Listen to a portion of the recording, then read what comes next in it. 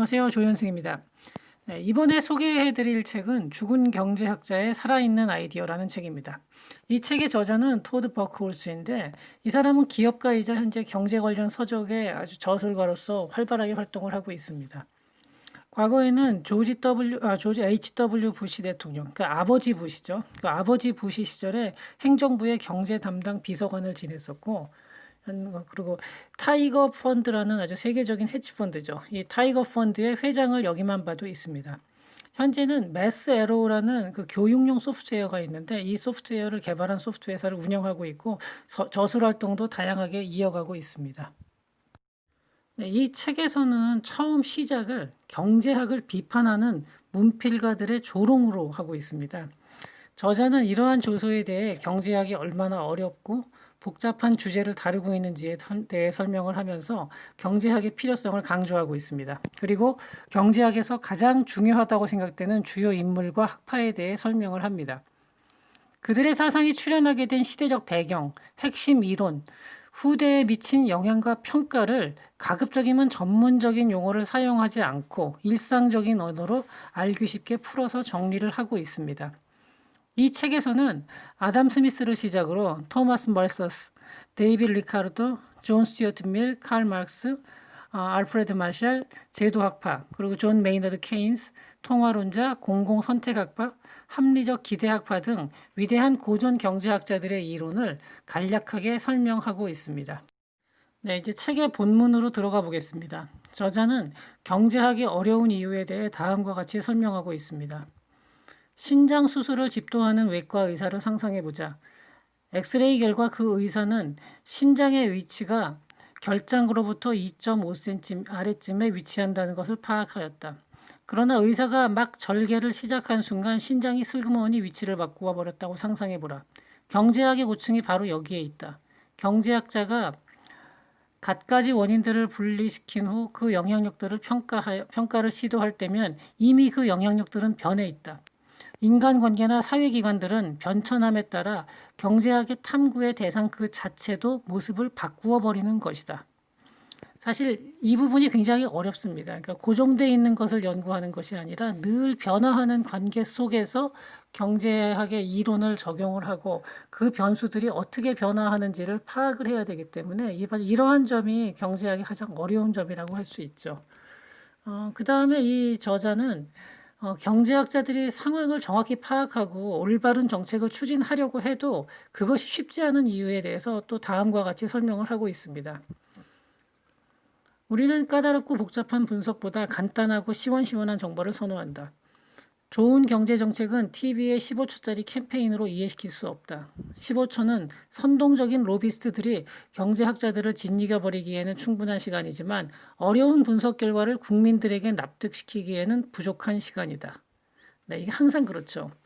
어떤 대중들에게 이미지에 확실하게 각인시킬 수 있는 선동적인 표어죠. 표어나 표현 이런 것들은 굉장히 쉽게 인식을 시킬 수 있지만 그거를 논리적으로 차분하게 설명시킨다는 것은 굉장히 어렵습니다. 아무리 많은 시간을 준다 하더라도 일반 대중들은 그런 얘기들을 들으려고 하지를 않죠.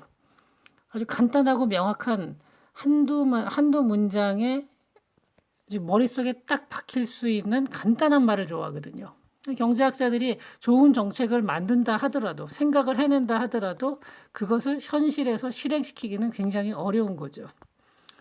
그리고 또 저자는 성공한 경제 정책이 주목받지 못하는 이유에 대해서 또는 다음과 같이 설명을 하고 있습니다. 설령 좋은 시절이 오더라도 우리는 그것을 느끼지 못하고 흘려보내버린다. 경제 부흥기가 폭발 상태를 의미하지는 않는다. 사실 이 말도 정말 맞는 말입니다. 우리가 산업혁명에 대해서 얘기할 때 산업혁명이 굉장히 혁신적인 시기였고 그 시기에 경제가 굉장히 빠르게 성장했다라고 말하지만 사실 지금 다시 와서 조사를 해보면은 그 시기의 전 세계의 경제 성장률은 약 5% 이내로 보고 있거든요. 그러니까 그 시기를 사는 사람들은 우리가 이렇게 좋아지고 있다라는 걸 잘 느끼지 못하고 항상 어렵다라는 얘기를 하고 있는 거죠. 그러니까 이 부분에 대해서도 이거는 역사학에서도 적용되는 얘기입니다. 독일의 철학자인 쇼펜하우어는 다음과 같이 말했죠. 역사책을 펼치면 평화로운 시기는 여기저기 흩어져 공백기로 나타나고 전쟁과 혁명만이 페이지를 뒤덮고 있다. 또 이탈리아의 경제학자이자 법학자인 베카리아는 다음과 같이 말했습니다. 행복한 국가는 역사가 없는 국가이다. 네, 이렇게 어려움이 많습니다. 사실 그리고 이러한 내용들을 갖다가 이 책에서 저자가 잘 정리를 하고 있죠. 이와 같은 어려움을 호소한 후에 경제학자의 역할에 대해서는 다음과 같이 설명하고 있습니다. 우리는 더 이상 에덴의 동산에서 살고 있지 않다. 세계는 젖과 꿀이 넘쳐나는 곳이 아니다. 더 맑은 공기와 더 빠른 자동차, 더 큰 주택과 더 넓은 주차장, 더 많은 노동시간과 더 많은 여가시간 사이에서 선택을 해야 한다. 경제학자들은 이 가운데 어느 것이 나쁘고 어느 것이 좋다고 말해주지 않는다. 그들은 우리가 그것을 한 번에 모두 가질 수 없다는 것을 말해줄 뿐이다. 경제학은 선택의 학문이다. 하지만 무엇을 선택해야 할지는 가르쳐주지 않는다. 단지 그들은 선택이 가져올 결과를 이해시켜줄 뿐이다. 네, 이렇게 말을 하고 있습니다. 이 책의 구성을 살펴보자면요. 모두 13장으로, 그러니까 총 13장으로 구성되어 있고 그 중에서 첫 번째 장과 마지막 장, 즉 1장과 13장은 각각 서론과 결론에 해당되고 나머지 11개 장에서 여러 경제학자 또 경제학파의 이론을 설명하고 있습니다. 이 영상에서 이 책에 소개된 경제학자들의 이론을 갖다가 하나하나 설명해 주면 좋겠지만 그렇게 하면 너무나 지루해질 겁니다. 그리고 또 실제로 그렇게 하기 위해서는 정말 많은 시간이 필요합니다. 그래서 경제사상사, 경제사, 또 기업사에 대한 보다 자세한 내용은 추후 저희 입문 채널 휴에서 별도의 코너를 만들어서 진행할 예정이니까 그때 그 내용을 참고해 주시기 바랍니다. 이 책은 경제사상사를 간략히 정리한 후에 그동안 경제가 얼마나 발전해 왔는지에 대해 설명하면서 그 과정에서 있었던 경제학자들의 공헌에 대해서도 칭찬을 하고 있습니다. 저자는 과거에 비해 기업의 효율성은 높아지고 금융시장의 발달로 투자 환경도 개선되었으며 과학기술의 발전이 지속되며 혁신이 지속되고 있다고 말합니다.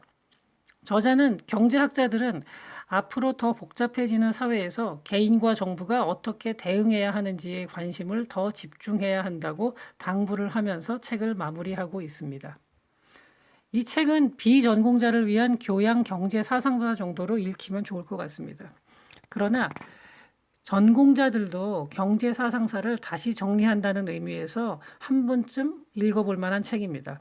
실제로 이 책에 소개된 학자 중에서는 경제학 전공자들에게도 다소 생소한 학자들이 있습니다. 물론 아예 이름도 들어보지 못할 정도는 아니지만 다 이름 정도는 들어봤겠지만 그들의 사상과 이론을 아주 정확하고 자세하게는 모르는 경우가 많이 있습니다. 예컨대 갤브레이스나 베블런 같은 사람들은 주류 경제학을 배운 사람들은 뭐 이 사람들도 당연히 이름은 알죠. 하지만 이 사람들의 그 핵심적인 이론이나 이 사람들의 어떤 사상적 배경에 대해서 정확하게 알지는 못하는 경우가 많습니다. 또 밀과 벤덤 같은 경우 이름이야 당연히 알고 있죠. 교과서에서도 배웠고 다. 근데 이 사람들이 경제학에서 굉장히 큰 공헌을 했음에도 불구하고 경제학자들이 잘 인식을 못하는 경우가 많고 그러다 보니 경제학계에서 다소 과소평가된 듯한 느낌이 있습니다. 또 멜더스 같은 사람도 아마 굉장히 오해를 많이 받고 지나친 악명을 뒤집어 쓰고 있는 듯합니다. 그리고 앞으로도 그 오명은 쉽게 벗겨지진 않을 것 같습니다. 하지만 이 책을 보면은 멜더스에 대한 변명도 나오고 있습니다. 네, 종합적으로 봤을 때 이 책은 전공자와 비전공자를 가리지 않고 모두 읽어볼 만한 책입니다. 어떤 면에서는 저는 경제학을 전공하는 학부생들에게 가장 먼저 추천하고 싶습니다. 그 오히려 저도 뭐 경제학을 학부부터 쭉 배웠지만 학부에서 배우고 나중까지 쭉 배우는 제가 공부를 하는 과정에서 이런 경제 사상의 흐름에 대해서 너무 둔감했던 것이 아닌가. 이 부분을 너무 자세하게 공부 안 한 것이 아닌가 하는 좀 아쉬움이 있습니다. 이 책은 상당히 많은 내용을 포함하고 있고 정말 풍부한 내용을 가지고 있습니다. 다만 단점은 재미가 별로 없습니다. 네. 재미가 없어서 제가 그 비전공자들한테 이렇게 얼만큼 추천할 수 있을지는 모르겠습니다. 하지만 경제학에 관심이 있고 경제 자체에 관심이 있는 분들이라면은 한 번쯤 읽어볼 만하고요. 또 읽다가 지치면 시간을 두고서 장별로 나누어서 읽어도 됩니다. 이게 내용이 하나하나가 좀 분리되어 있기 때문에 중간중간에 읽다가 지치면 쉬었다 다시 읽는 식으로 읽어도 굉장히 좋을 겁니다. 네, 감사합니다.